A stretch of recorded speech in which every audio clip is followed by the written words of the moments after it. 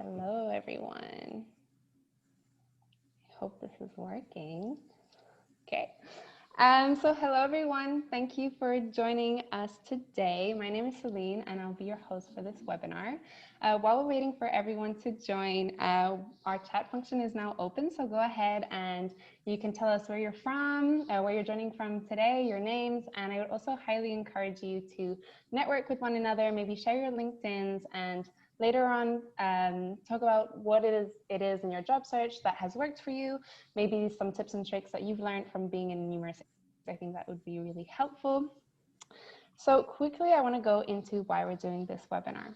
This is actually our second episode in the series, A Recruiter's Guide. Our first episode was how to stand out as an applicant, and it went really well. I would encourage you to look at that later. The link should be in the chat. So we covered everything to do with the resume and the cover letter and what to use instead of a cover letter. And when we asked people what they wanted to see next, a lot of people voted for tips for your interview. But obviously we didn't just want to talk about tips on how to have a successful interview at Jonar, because if you know Jonar, we like to do things a little differently, and our recruitment is no exception to that. So for example, we're a tech company, but we don't do technical interviews. So we decided to partner with two other panelists who focus on recruitment, but who hire for very different roles and very different industries. So quickly again, my name is Celine, and I work in HR. I've worked at Jonar for 3 years. Jonar is a Montreal-based software company, and we build business software. Enough about me. Why don't you guys tell us a little bit about yourselves? Mandy? Hi, everyone. Welcome. I'm super excited to be here. Thank you, Celine and Jonar, for having us. Such a crazy time. This hopefully will be a useful session for all of you guys, getting some insider insights. My name is Mandy. I'm currently the head of HR for PTW Canada. I've been with PTW since 2018 when we entered the Canadian market. PTW is a leading global service provider for the interactive entertainment media, e-commerce, education, Internet of Things industry. Our services covers functional game QA, translation, localization, customer support, engineering, and audio production. Here in Montreal, we test pretty much all of the video games that are out in market, ranging from indie to AAA games. I've been in recruitment for over 10 years now. I feel really old for saying that out loud, but my career originally started at H&M in the retail industry. In the last 4 years or so, I've been supporting HR and recruitment in the tech space, covering from entry-level roles to director-level roles. All of my experience with recruitment has been in-house with a company.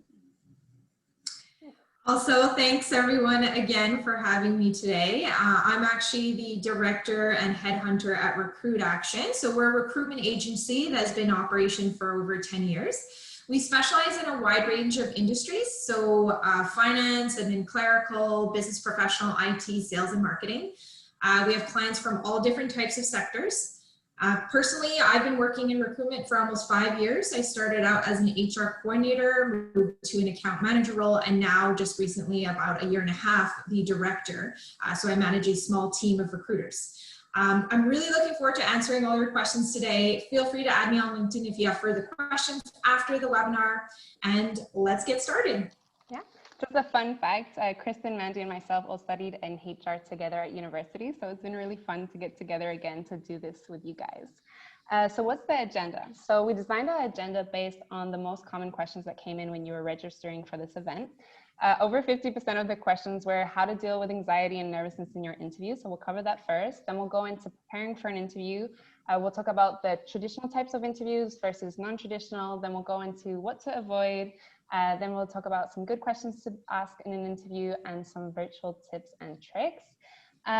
Also, we're going to go into a Q&A. So our Q&A is now open. Feel free to go ahead now and start asking questions. If there's a question that we haven't covered and you want to know the answer to, go ahead and ask there. Also, if we have covered something but you want to know a more in-depth response, go ahead and ask that again. And if you see a question that you also want to know the answer to, go ahead and upvote it so it will be at the top when we look through those questions later on. So let's get started. Mandy, how can candidates get over nervousness in an interview? Yeah, this one is a hard one because I'm going to share a little bit of experience with you guys. So when I first moved to Montreal, I was interviewing for one of the top gaming company in as a recruiter. It was a panel of 4 recruiters. It was my first job interview in so many years, I can't even remember. I was so nervous.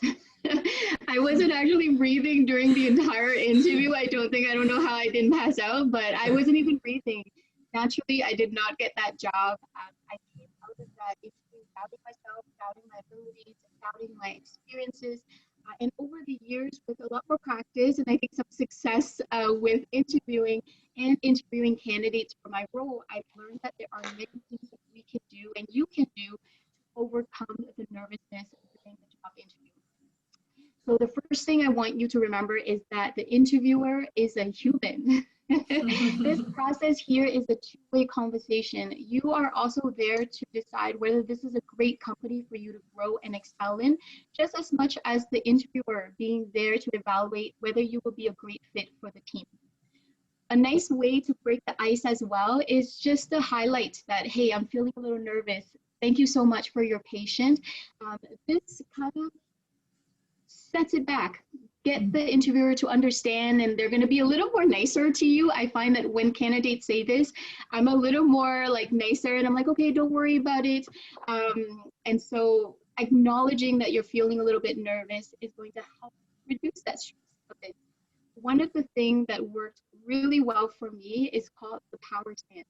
I don't know if anybody on here have ever tried this, but I learned this, I think, 3 years ago. I love it. It's awesome. It's super simple. It's a 2-minute exercise that you can do right before in the morning of the interview or right before the interview. I actually did this morning because I was feeling very excited about talking to all of you guys. So it helps. It really does. Our body and mind are intertwined. Simple adjustments for body posture can have a major impact on your mental confidence. If you want to learn more, check the link that is in the chat there. During the interview, I want to let you know that the best thing you could do to manage the nervousness is to be who you are. Let that shine through, be genuine. The interviewer is going to pick up really quickly when a candidate is not being genuine. And I've noticed that when we are pretending to be someone that we're not, it only adds to the nervousness that we're feeling.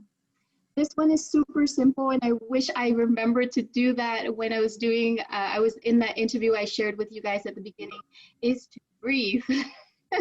It seems so simple, right? It comes naturally to us. I don't know how many of you guys out there during the interview, you're just holding your breath, or during really important, stressful situation, you're holding your breath.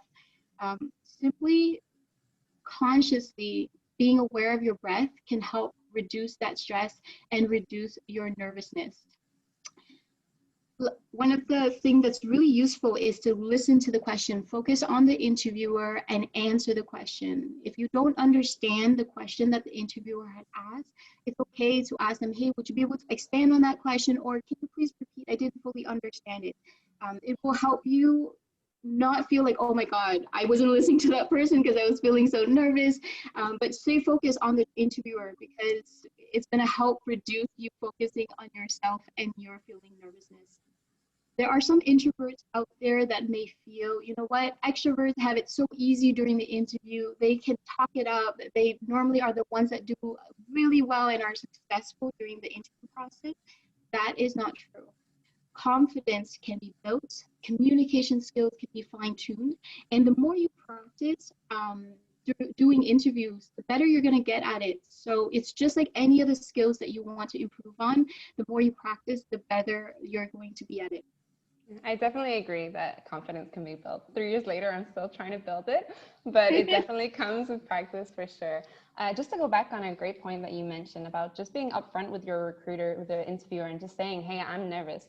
Something that I found is really helpful is reframing my brain to be, instead of I'm nervous, I'm really excited. And so it's okay if you're fumbling in your words, and maybe you can say like, I'm sorry, I'm fumbling. I'm just really nervous. I'm really excited because I don't know if fear is paralyzing. Let's just be honest. Fear is paralyzing. So is like being nervous. So try to reframe that in your brain with excitedness. Also, I want to emphasize being nervous is extremely normal in your interview. Don't even spend time worrying about the fact that you're nervous, because you're just adding to your stress. Every person who comes in an interview is nervous. We've recruited and interviewed hundreds and hundreds of people, and it's rare that people aren't nervous. So don't even spend time stressing about that. Also, I really want to quickly cover the most common question that came in is what to do when I blank in when a recruiter asks me a question. So I'm going to share with you a few of my personal tips. First of all, know that you don't have to answer on the fly. Like, you can take time to reflect on the question that is being asked. Secondly, this is my suggestion is I like to take a breath. I reflect on the question, I repeat the question, and then I answer it. So I'll just do a practice one with you. If a recruiter asks, what is your greatest strength? And you start to panic and you're blank, take a breath. What is my greatest strength? That's a great question. I would say my greatest strength is, it just gives your brain a few seconds to calm down and to reorganize your thoughts. And by repeating the question, you're leaving it, your brain will automatically fill in the blank of what you're trying to say in the sentence. So that's a personal trick that I've been using that helps. I hope it helps for you. But obviously the best thing you can do to not be nervous and be more confident in your interview is obviously come in prepared. You would obviously expect everyone to be prepared in interviews, but we've seen many people don't come prepared. So first of all, I just want to talk about knowing the different styles of interviews. Because based on the different type of company you're applying to, you're obviously going to get different types of interviews. So how can you tell? Obviously, do your research.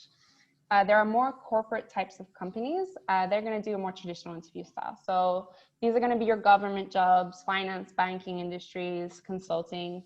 And then you have your more less corporate-y and companies like your tech, creative agencies, startups that are going to often do a more non-traditional interview style.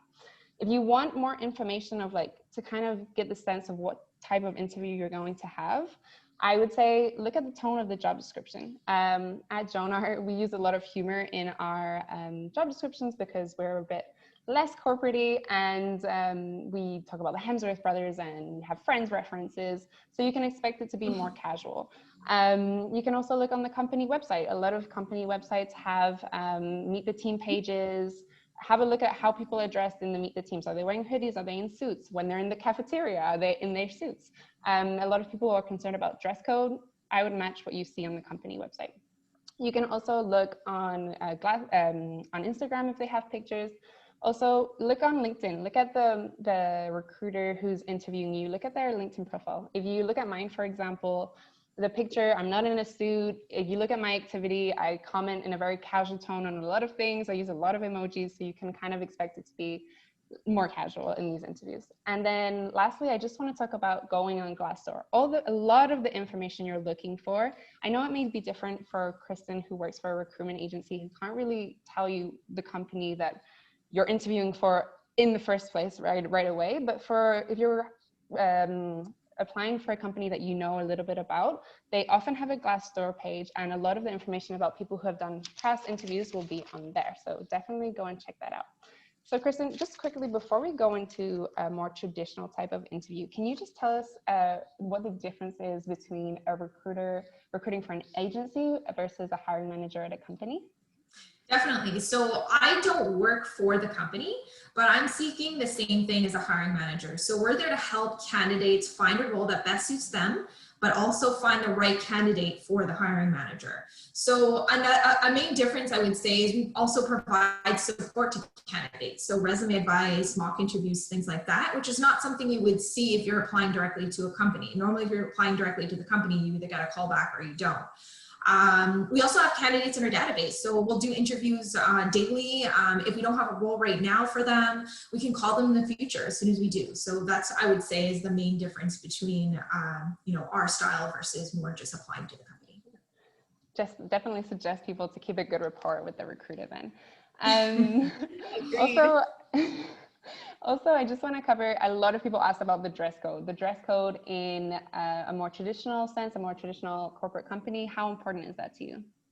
Yeah, so I mean, given the fact that I recruit for more corporate roles, banking, finance, things like that, the dress code tends to be more business casual, business professional. So you do want to go in not wearing jeans, not wearing very casual wear. It tends to be a lot more business professional for that. Okay, perfect. Okay, so tell us more. What does a more traditional interview look like? What are you looking for? So it usually starts with 1 to 2 opening questions, followed by strengths and weaknesses, and then 3 to 5 situational questions. So candidates can anticipate these questions in preparation by dissecting the job description. And you mentioned this, Celine, already. Let's say if you see as one of the qualifications is Excel, you can expect to be asked about your Excel skills. So by really looking into the qualifications in the job description, you can create questions on your own and then practice. And you might not think, oh, well, who knows if I'll even get these questions. I can tell you that 80 to 85% of the time, if you look at the qualifications and you practice some questions that you've created for yourself, you'll likely get those. So yeah, that's pretty much what I can say for that. Nice. And so how do you prepare for like the more opening and situational questions? Yeah, so for opening questions, that would be more something like why you applied for the position. So you want to summarize your previous experience with the role that you're applying for, while tying in your strengths, as well as talking about the research you've done on the company within your answer. So I left a little example for everyone to see there. Secondly will be strengths and weaknesses. So talk about strengths related to the role. Okay, so if it's an administrative position, talk about eye for detail. If it's a customer service role, talk about active listening skills. Do not say things that have nothing to do with the role. This is your chance to really showcase what skills you have for this position. When it comes to weaknesses, always a tougher question. People tend to really not like this question. But my tip is to talk about something you've improved on in the past. So I would phrase it as this: something I have improved on in the past is this, and I did that by doing this. So you really want to talk about the way that you've improved on something, okay?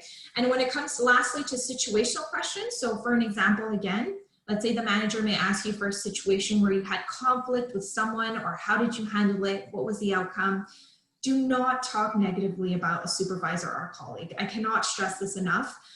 You want to ensure your examples are positive and constructive. So I'll hand this over to Mandy to let us learn a little bit more about the non-traditional style of interview.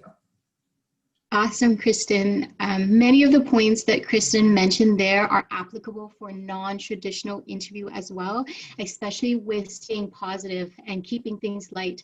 A lot of interviewers are meeting multiple people, one after another, and if you get that positivity coming in, that energy coming in, it's going to be reciprocated to you when you are like that. When we're looking at non-traditional interviews, the candidates that we're looking for, we evaluate that you can do the job as well as fit within the company culture and the team. So do your research, get to know each of the interviewers that you're going to meet. Take a look at if they've done any volunteering or any profit organization that they're part of. If it's something that you're passionate about, it could be a starting conversation that you can have. When you have these conversations about the interviewer, it's going to give you that stronger bond that you're going to want to have. Even if the interviewer doesn't select you for that position, that they might have something in mind for you later in the future, or if the person they selected didn't work out so well, they can be thinking of you because you left a positive, lasting impression.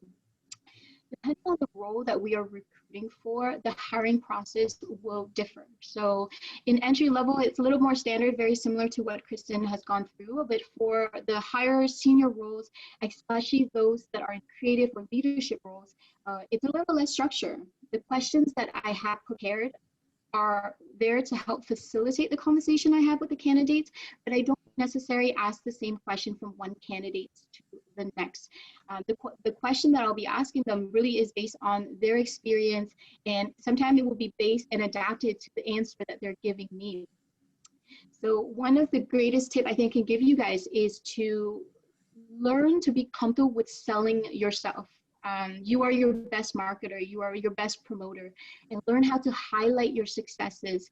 In demonstrating your successes with examples, you want to give examples of individual contribution as well as team successes.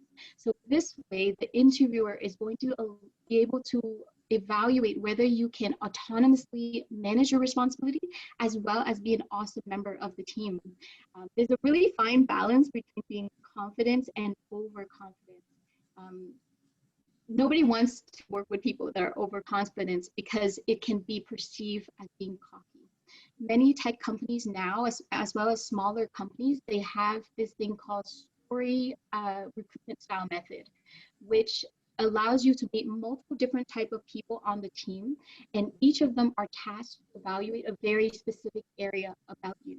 So they want to know who you are as a person, how you got to where you are in your career, and why you're looking to join this company and this role in particular, and what values are important to you, as well as what values you can bring to the team. Yeah, I think us at Jonah, it's similar as well, because we're a tech company. We don't have a set questions that we ask going in. We ask you one question, and then based on how you answer that question, we'll go into other questions, but it's more based on getting to know you as a person and what's your story. Like, what are you passionate about? What it gets you out of bed in the morning? What is it that excites you? So our questions are similar to Mandy's, and it's more, especially because we hire for more junior positions, it's not really going to be based on your past, but where you want to go in the future.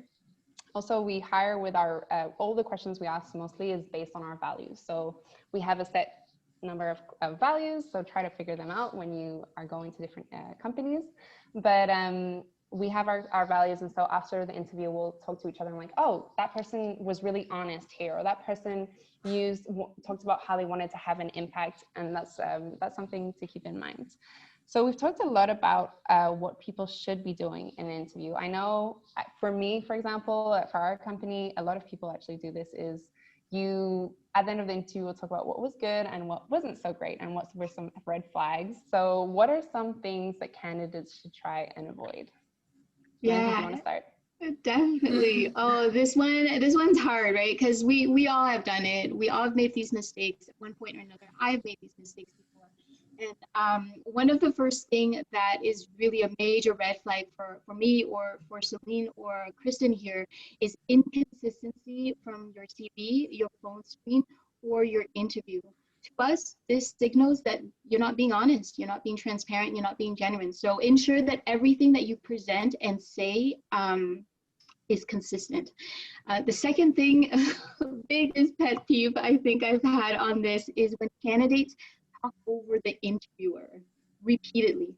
So sometimes it does happen when, you know, we're both talking and we're kind of step back. As Canadians, if most of us are here are Canadians, we tend to go, oh, I'm so sorry, I'm sorry, I'm sorry. But if you notice that you're talking over the interviewer, just step back, let the interviewer take the lead. They're going to be able to indicate to you whether you should keep going, or they're going to go on with what way they wanted to say. Talking over interviewers is very disrespectful, and it's not nice, right? So, and you want to leave a positive impression on the person you're meeting. Thirdly is not answering the question that you're being asked. I know a lot of time it's because you're nervous and you're rambling on. I've done this so many times when I'm like 10 minutes down, I'm like, oh my God, they're not even talking at all. So if you notice that you've been rambling because you are feeling nervous, take a deep breath, step back. If it's more than 2-3 minutes, just check base with the interviewer and ask them, hey, did that answer your question, or did I go off track? And if you went off track, it's okay. Come on back, right? Come on back onto that train, and it's starting over is okay with the question. Interviewers will know when we are purposely evading the questions that are being asked. We're going to question, well, why? Why are you not answering that question? Why are you not answering that question? Is it because it's not true what's indicated in your CV? Is it because you didn't actually do that task or manage that responsibility? And Kristyn touched base on this a little bit. I want to re-emphasize that is talk negatively about the people you work with, the company you work for, the past experience you've had. We've all had bad experiences. I've had many that would be really fun to tell you, but it would be better over wine. But you want to be able to be positive, to leave a positive impression on them. So try to avoid negative words like hate. Right? It has such a negative connotation that the interviewer is going to be like, I don't know. So stay positive, be honest, and be genuine. If you have nothing nice to say, don't say anything. And lastly, this question one here, I think many of you guys do have questions about this, it's salary. Please do not ask about salary as the first question to any interviewer you are meeting. We know salary is important. We all have bills to pay. I want to know what salary I'm getting myself into because I need to pay bills, right? But most companies will be posting this on the job description. If it's not covered in the job description or the phone screen or the multiple interviews that you've had, it's okay to ask this question. So I normally wait until like my second video interview or face interview, and I would bring it up. I always want to bring it up after asking a couple questions. Like, don't let it be my first question because it doesn't leave a very positive impression on people. Definitely So seems like it's the most important thing to you, that salary is exactly, the most, it shouldn't exactly. be that, And the best way to phrase it, I found with candidates when they ask me that is, I've noticed that the salary range is not posted online for this role. Would you be able to share with me what the salary range for this position is? A lot of great recruiters are going to turn that around and put it on you, which I've done many times for candidates. And so what you should do is research the salary beforehand. Know what the market is paying for this role based on the experience that you have. Salary ranges are determined by number of years of experience, the industry, the company size, and the location. So knowing your worth, but being realistic with your expectation is very important, and share a range with them. And please always share a range. And if you're open to negotiation, say it. Tell them that you're open to negotiation, because base salary is not necessarily the only thing that's important. The whole compensation package has vacation, it has insurance, it has paid sick leave, it has flexible days to, you know, sit around on my birthday and do nothing. It has just the base salary. So check your sources.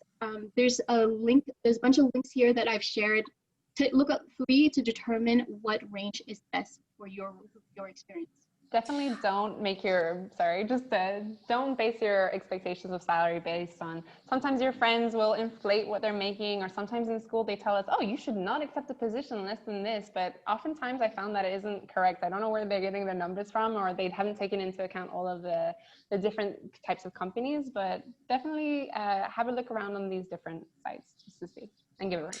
Go ahead. Yeah, I totally agree, Mandy. All the points that you mentioned are exactly like spot on. I was going to add one thing about inconsistency. So again, you know, when it comes to your LinkedIn and your resume, so obviously when you send in your resume, a lot of times recruiters will go look at your LinkedIn. If the dates do not match up, like, it is a red flag. Like, it's strange if you put completely different dates on your LinkedIn versus your resume, or there's jobs missing from your resume versus your LinkedIn. So try to make sure that it's consistent. Also, I do encourage you know, candidates to put the month and year. So if you just put the year, recruiters have no idea how long you worked there. Was it a month? Was it two months, a year? Like, we have no idea. So make sure that you're adding the month and year. It just saves a lot of time, makes it much easier. And lastly, a little point I was going to mention about during the interview, if the recruiter asks you about maybe reasons for leaving, you want to make sure those reasons for leaving are really clear.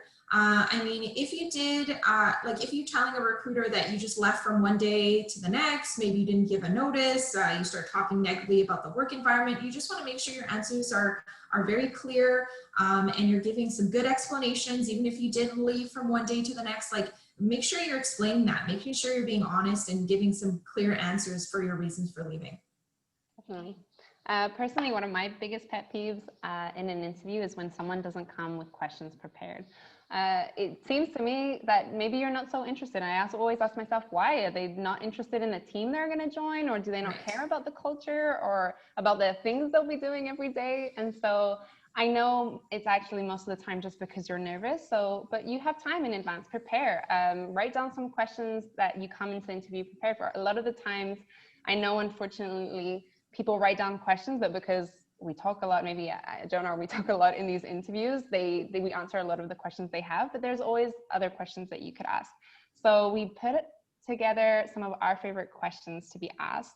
I'll start with mine. I really like when people ask about mentorship opportunities or learning opportunities. It shows that you want to grow. I also really like when people ask, what is your favorite thing about working here? Obviously, it wouldn't work for a recruiter who works at a recruitment agency, but a hiring manager who works at the company can really tell you what gets them excited, and people love talking about themselves. So if you ask them what they like, that's a great question to ask. That's definitely something you can go ahead and ask. And on the flip side, I wouldn't ask what is something you dislike about working here. I would reframe it maybe like to get some insight. You can try and ask, if you could change one thing about the company, maybe what would it be? it could be tricky, but you can try that if you want to know more. And then lastly, I really like the question on what are some exciting projects or things that you're looking forward to in the future. So it gives the recruiter or the interviewer the chance to talk about exciting things to come, and maybe you can show how you can maybe be part of those things in the future. Mandy or Kristyn? Yeah, so I was just going to mention similar to you as well. So, what does a typical day look like? They might explain the job description responsibilities, but maybe just asking them what is like, how does the day start and finish? How big is the team? What is, do you offer continuous training similar to what Celine mentioned, like wanting to learn more? How long is the training? What qualities are you looking for to be successful in this role? Things like that are really great questions, and I always encourage you to ask questions at the end of the interview. Mandy? Yeah, and definitely please come with questions. We love questions. We normally actually dedicate time at the end of the interview to take questions from candidates. Sometimes we can't answer all of the questions, but we will be able to answer a couple because we want, again, this is a two-way conversation, right?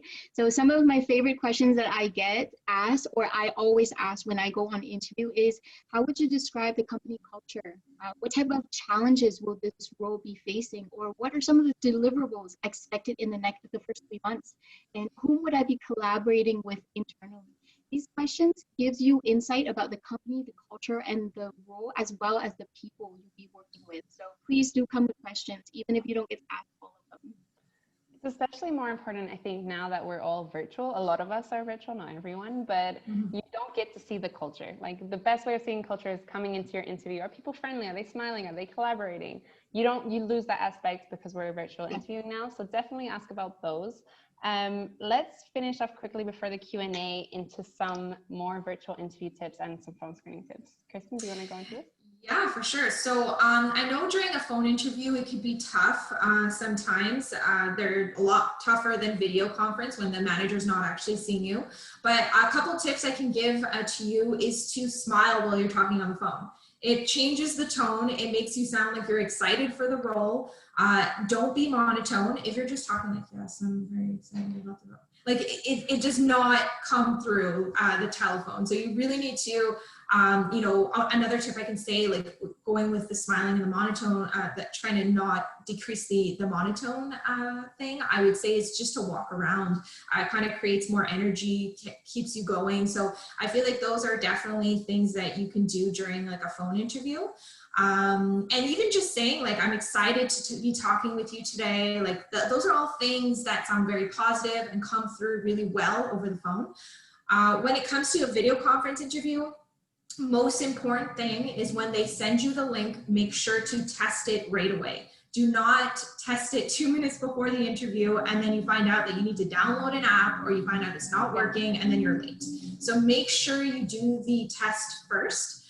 Make sure you assess the lighting. Is it bright enough? Are you just going to be a dark shadow? Make sure there's lighting, good lighting. Make sure your background is not your unmade bed. Make sure it's a clean background.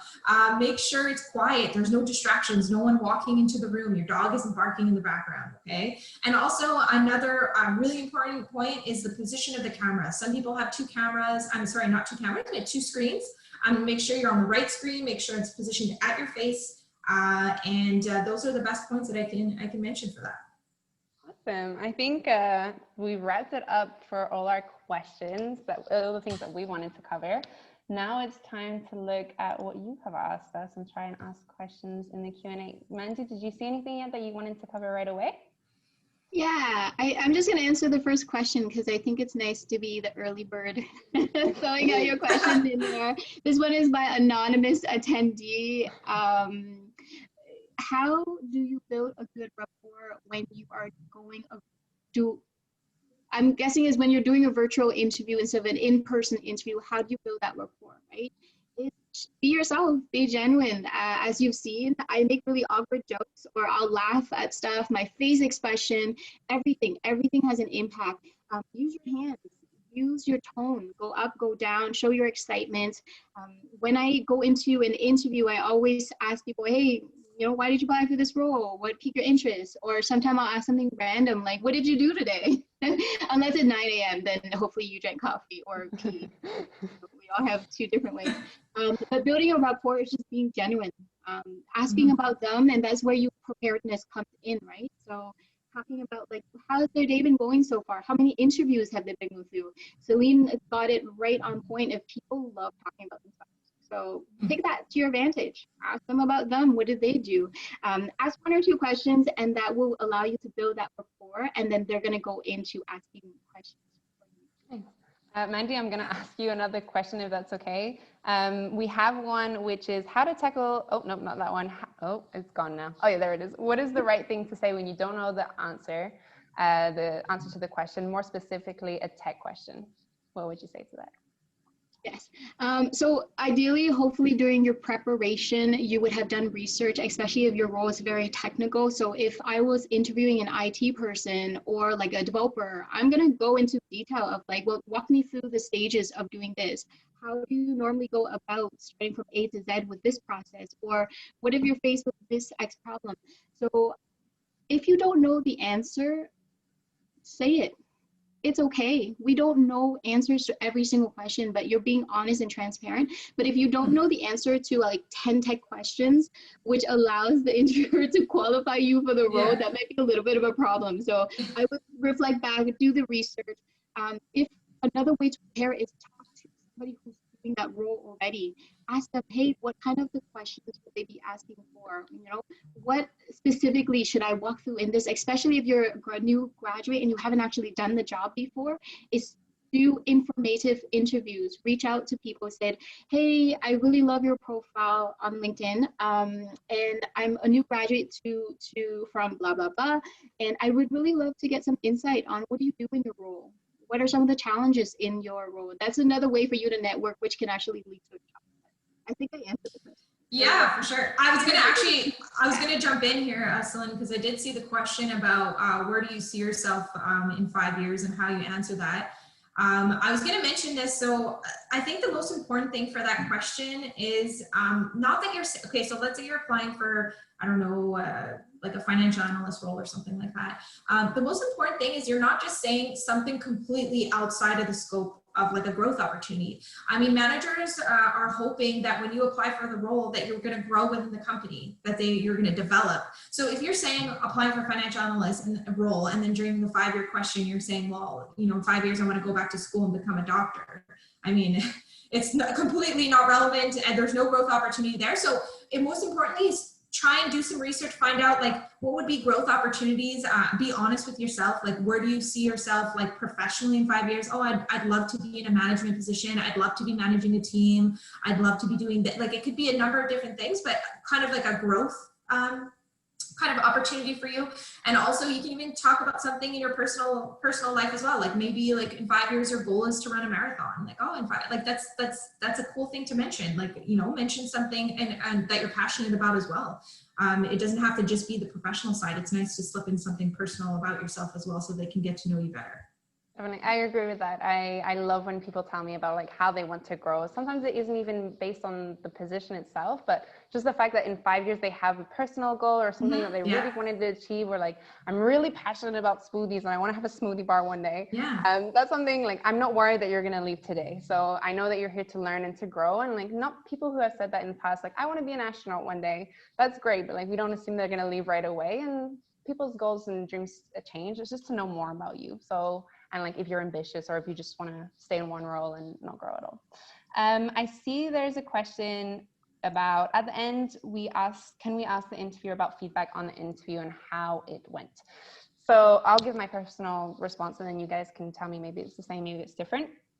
This has only happened to me twice, where people have had the courage at the end of the interview just to be like, can you tell me how it went? It takes me by surprise because in 3 years, I've only gotten it twice. I'm like, oh, wow, you want to know more. But the first time it happened, I looked with the other hiring manager and we were like, wow, that's amazing. Someone actually wants to know feedback. So in our company, we value honesty. So we'll be honest about it. And we'll tell you, okay, I just want to be honest. Like maybe there was some inconsistency here, or maybe you didn't answer this question. So like we are okay to answer that question, but is it the same for you guys? Do you like that question? Say for, oh, go ahead, Mandy. No, Kristyn, go ahead. Okay, we're too polite. We're too polite here. So I would say that I do appreciate when candidates, because candidates will always usually ask me for feedback because I'm the one who has to provide the feedback. Sometimes the hiring manager isn't providing the feedback directly. So a lot of the times I do provide honest feedback. Sometimes it's hard with it being in a recruitment agency. Sometimes we don't always get the feedback.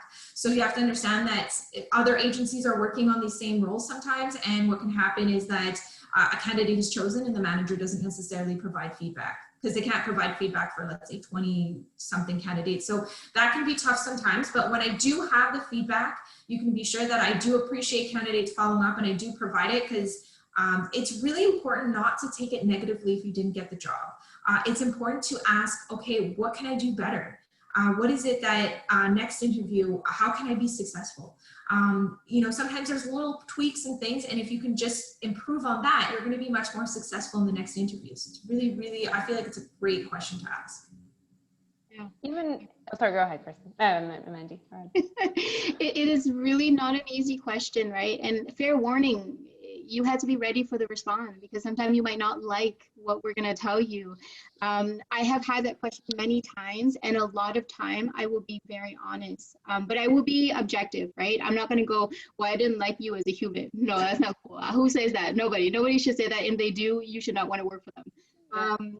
But I would give them objective feedback. So were you qualified for the role? Or, you know, there's like a personality fit for the team that you're going to be joining, or it's the scheduling that you might have, because there's some entry level role that I have where I need you to work and be available pretty much throughout the whole day, but it's some of those things. So I do give feedback, but be ready for the feedback that you're going to get. And like Kristyn said, use it as a learning opportunity, because people only give you feedback if they want to help you. They don't give feedback to, like, spend their time and, you know, be in like a confrontational type of situation. They're giving you feedback because they want to help you do better next time. Yeah. And I would definitely recommend, we have a lot of people who ask us for feedback like 3 weeks later. And when they do that, I look through my notes, and sometimes it takes a lot because we're interviewing a lot of people. And unfortunately, unless you're super stellar, a lot of people after a few weeks have gone away from my memory, and I'm like, oh, I really want to give this person feedback, but I can't exactly remember what was the things that were said exactly that was like a no-go. So maybe if you want to know the answer to that question, maybe the next day or in the interview, if you're courageous enough, or maybe the next day, just be like, hey, it was really lovely to meet you, but I'd love to know more and like some feedback you could have for me. Let's go into another question. Okay, this one I see a lot, so I want to answer it by telling you I don't have the answer. So do you have any tips on how to word your CV to get through the scanning system and into the next round? At Jonar, we're a small company. We don't pay for those types of systems that just remove CVs that don't have 10 lists of words of skills. So I can't tell you. Do either of you know about this? Yeah, I've heard of it before. We don't use that either at all. But I can say that when you are applying for a role, you do want the keywords in the job description to be in your resume. And if you feel like you don't have anything, then you probably shouldn't be applying for the role, right? So you do want to have at least some qualifications. I'm not saying that if, let's say, the qualifications is 5+ years and you have 3, don't apply. You should definitely apply. I mean, sometimes it's over exaggerated, the number of years. Definitely apply. But if you don't have, I would say like 80% of the qualifications, and some of them are like, we need this, or this is like required, I wouldn't waste my time applying. Yeah. Also, go ahead, Mandy. Sorry. Well, I think what you're talking about is the ATS system, right? The applicant tracking system. Yeah. So we do use this here at our company, and yes, you want to be using those keywords. So this is not the interview part, but before the interview, when you're trying to get through your CV.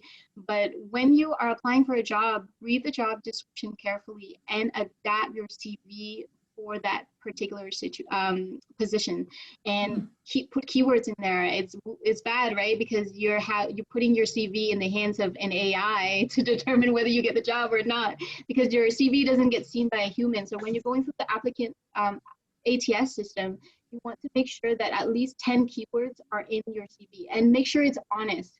Don't put a skill that you don't have. Yeah, we will ask.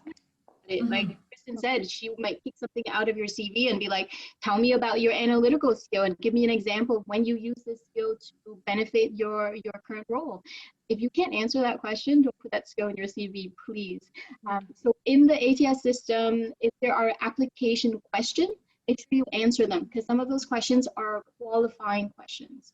If you don't answer them, they would automatically reject you. And the system does kind of block certain people or CV. We get hundreds to thousands of CVs a day on a roll, and humanly not possible to see all of them. So the ATS system does help filter out. Let's say I'm looking for a role to be filled in Montreal, and you indicate that you're not located in Montreal area, your CV will probably automatically be disqualified.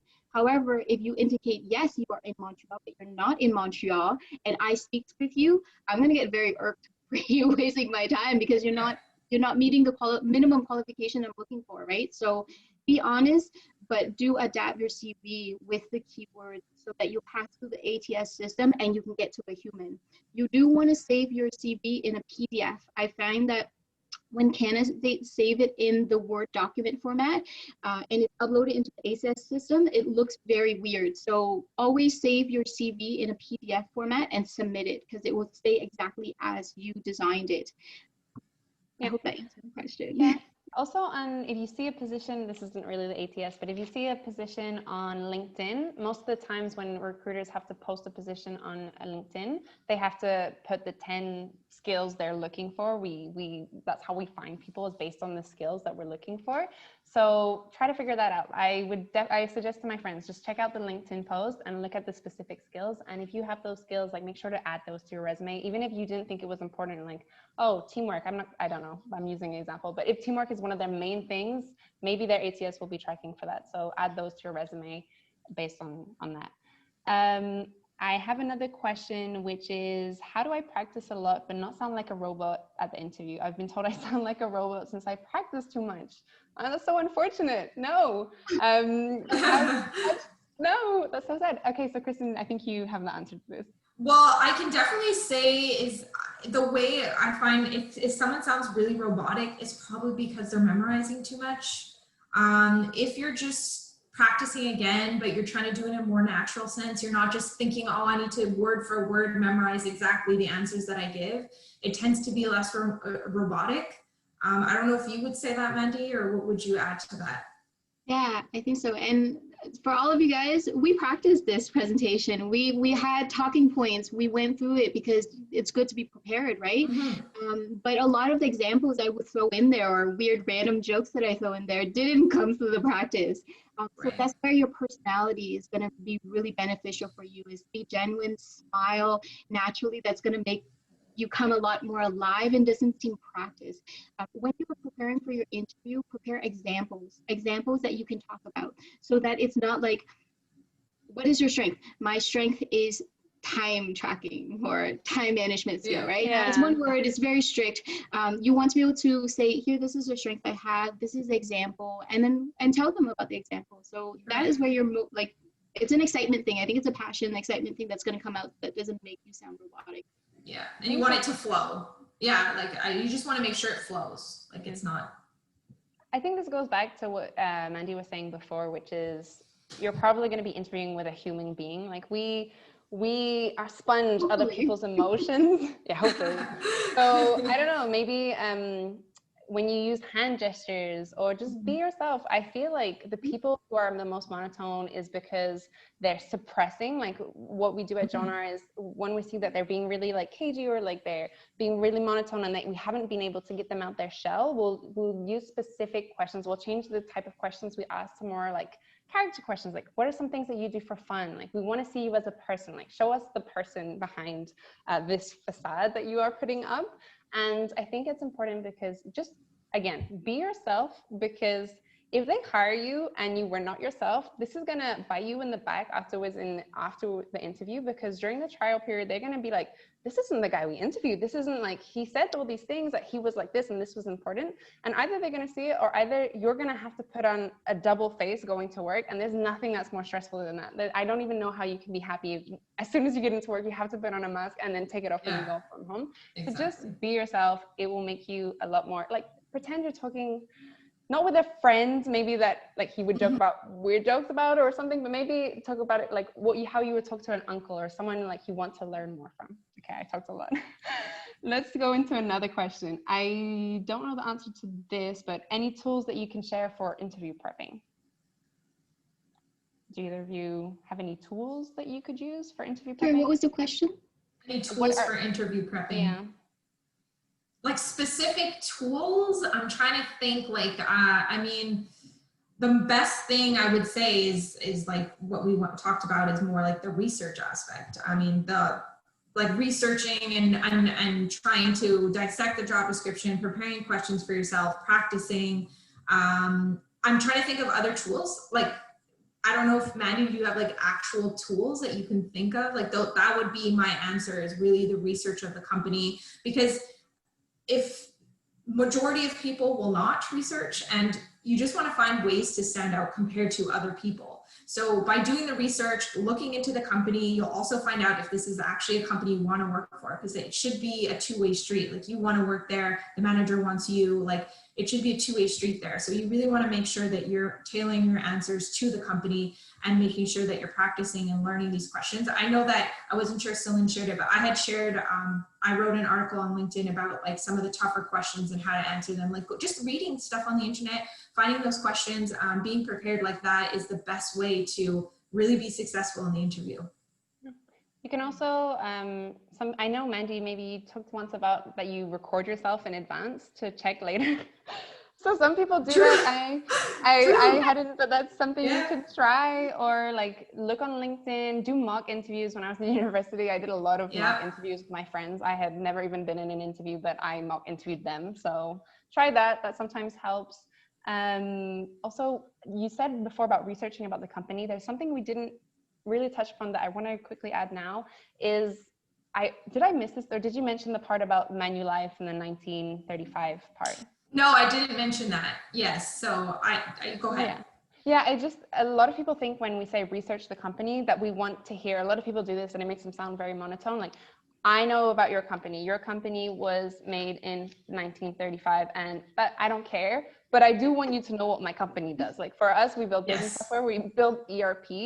And it's not that we don't expect you to know everything about, I have worked in ERP for 30 years and I cannot tell you everything about ERP, but just make sure you know enough that we'll ask you, like, we ask you questions to see if you have done any research. And when you're like, an ERP, what is an ERP? We're like, okay, they don't know what an ERP is. They don't know what we build. So like, they haven't done any research. So that was a quick pointer I wanted to say. Do research, but anyway, yeah. Okay. There was a question that came in that was really interesting that I would like to find. What are new questions that interviewers have been asking these days due to the pandemic? Is there anything like, what did you do during the pandemic? For me, no. Like, I've never had like managers ask this question.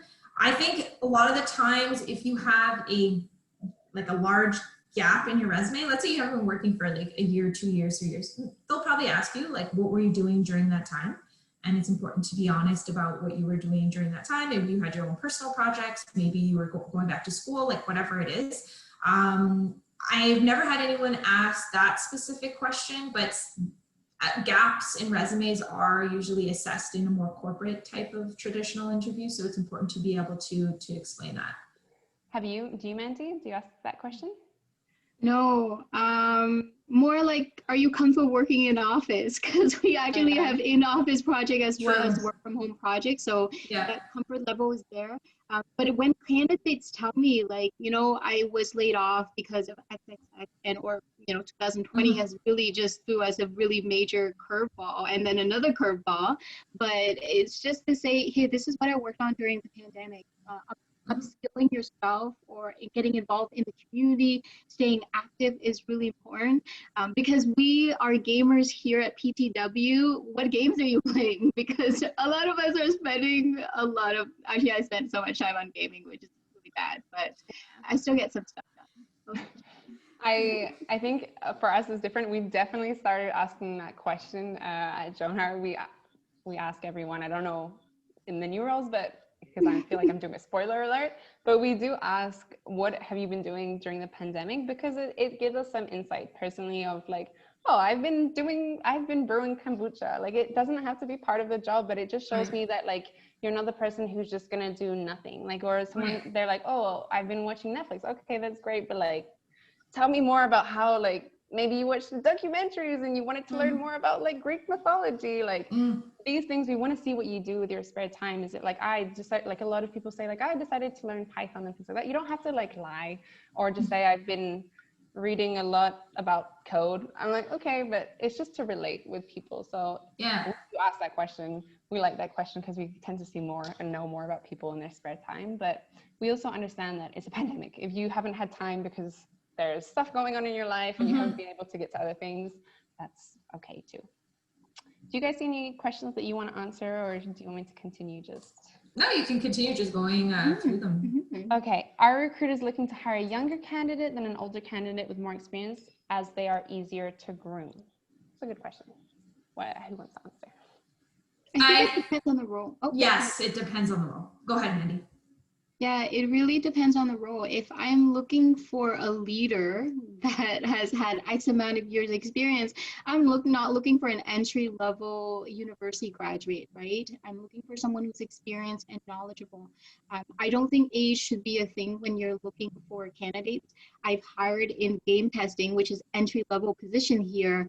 I've hired all ages, so it does not matter. And it's actually illegal to hire based on age. If you guys don't know, it's true. In Quebec, in Canada, it's illegal to discriminate against age. So don't ever let that as a limiting factor for you. We are as young as we want to be. If I told you guys how old I am, you wouldn't believe it. It's good enough. It's good enough.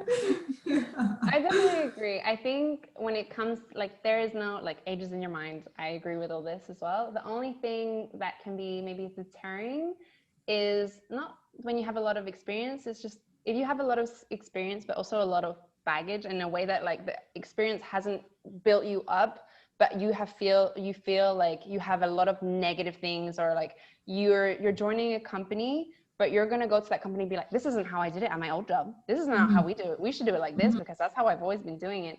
Maybe in, like, more startups that are looking for, like, different ways of thinking, like, you should be able to speak up and say and give suggestions.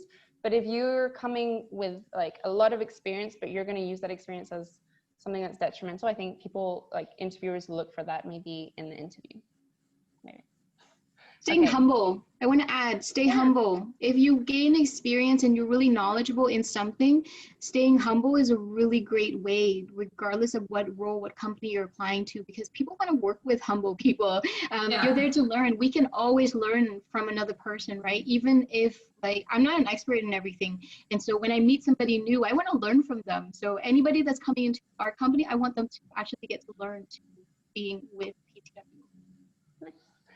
We have a great question from Stefan. I actually know Stefan, so I'm really happy that he's here today. When is the right time to bring up a visa situation? Too early and recruiters ignore you, too late and it appears deceptive? What do you think? I was going to say the same thing. I mean, personally, I think it has to be said at the beginning, because I mean, there's nothing, like, if you have a work permit, right? Like, it's totally fine. Like, we have, like, you know, open work permit 3 year, and that's, like, they can work wherever. So for the most part, on the agency side, it can be tougher because you're working for the agency at a company until you're taken permanent. At that point, when you're permanent, then, like, so we don't have all the answers. Is like, will this person be able to, like, apply, like, if they want to be extended or get, like, an official, like, permanent residency. We provide, like, proof of employment and things like that, but we don't actually physically apply it for them. Like, we can't. So that's one difficulty on the agency side. But if you have an open work permit and then you end up permanent, we've had hiring managers go through the entire process and have someone, you know what I mean? So I definitely think it's important at the beginning, though, because if you tell them at the end and then your visa runs out, and then, yes, it can be, and then it's, it could be tough. And I think larger companies maybe have an easier time doing this whole, like, sometimes they have immigration lawyers and things like that that can help them out. For us, Yeah. we're a smaller company, and if people have lied and we've gone to the last step with them and we find out they lied about their visa situation, then it's not good at all. Right. So definitely be as honest as you can up front. We don't have much time left. There's a lot of great questions about like the thank you email after the post interview. Do it. It doesn't cost you anything. I would say just do it. Just be like, thank you, it was really nice. This is one thing that I really stuck out to me, and you can go ahead. You're not penalized if you don't do it. I've never been like, that person didn't write me an email, but definitely, just definitely do it if you can. We don't have time for more. So what we'll do is we will try to answer all of these. If you've signed up to the webinar, then we have your email. So then we can write to you the answers of the question in an email, or just connect with us on LinkedIn. We'll try and answer more of your questions. Yeah. Thank you for being with us here today. Thank you. I just want to say one more thing before we go. We have our 3rd episode of our Recruiter's Guide series coming up in the upcoming weeks. It's our CEO who's going to be talking about how to start a career in tech. So definitely keep your eye on our social media, Jonars, to know more about the upcoming series. Thank you so much, ladies. I'll see you soon. Yes, Awesome. thank you. Thanks. Thank you, guys. Bye. Bye.